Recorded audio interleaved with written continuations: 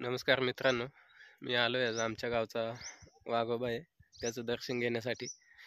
तर चला मी दाखवतो तुम्हाला वाघोबा कसा असतो आणि त्याचा काय उपयोग असतो किंवा तो काय काम करतो. तर चला, मी इथं गाडी लावलेली आहे बघा. इथं लावली गाडी, पाठीमागे रस्ता आहे. तर चला आपण जाऊया त्या वाघोबाकडे. तर आता आपण चाललोय तिकडे.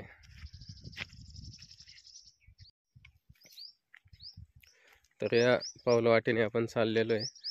आणि मित्रांनो, वाघोबा हा ज्या ठिकाणी आदिवासी वस्ती आहे किंवा आदिवासी जे गावं आहेत त्या गावांच्या बाहेर तुम्हाला बघायला मिळेल.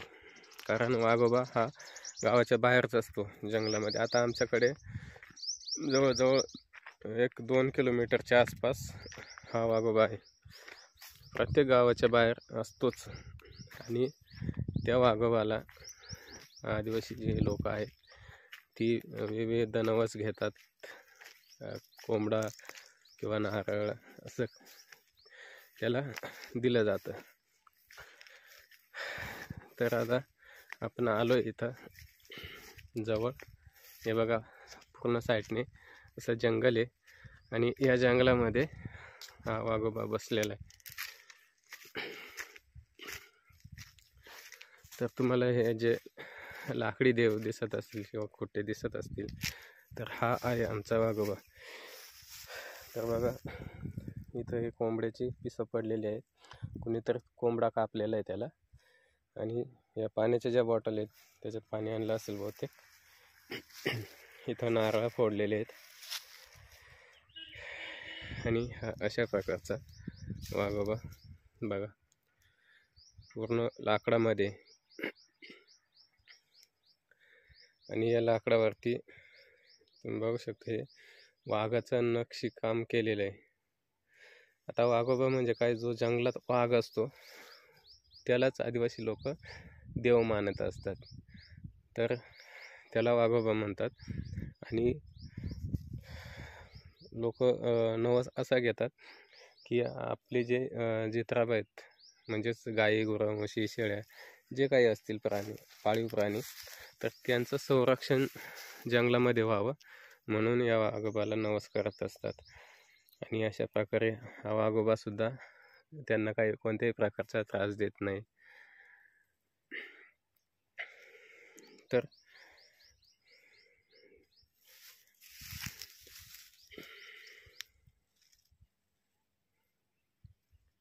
आणि आदिवासी देव हे मोकळेच असतात, त्यांना मंदिरं नसतात. जी आदिवासी लोकांची दैवत आहेत. आता हे कुलदैवत आहे आदिवासींचं वाघोबा. तर यांना मंदिर नसतं. त्यानंतर आपल्या मावलाया झाल्या, मावलायांना सुद्धा मंदिर नसतं. तर जी आदिवासी देव आहेत किंवा दैवत आहेत त्यांना मंदिर बांधलं जात नाही. कारण आदिवासी हा निसर्गालाच देव मानत असतो. आणि निसर्गातील जे प्राणी, पशु, पक्षी जे सर्व काही असतील त्यांनाच तो देव मानत असतो. तर अशा प्रकारचा हा वाघोबा. इथंही काही खुटे होते ते जीर्ण झालेले आहेत, त्यामुळे हा बसवलेला होता नवीन करून. तो सुद्धा आता जीर्ण झालेला आहे. काही दिवसांनी पुन्हा नवीन बसवतील. इकडे पाठीमागे जर तुम्ही बघत असाल तर पाठीमागे सुद्धा या दगडाला शेंदूर लावलेला आहे बघा, त्या वाघोबाच्या नावाने. तर मित्रांनो,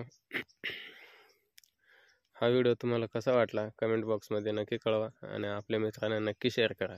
आणि आपल्या चॅनलवरती कोणी नवीन असेल तर आपल्या चॅनलला लाईक करा, सबस्क्राईब करा आणि बेल आयकॉन बटन दाबून ठेवा, जेणेकरून असेच नवनवीन व्हिडिओ मी तुमच्यापर्यंत पोहोचवत राहील. तर धन्यवाद मित्रांनो.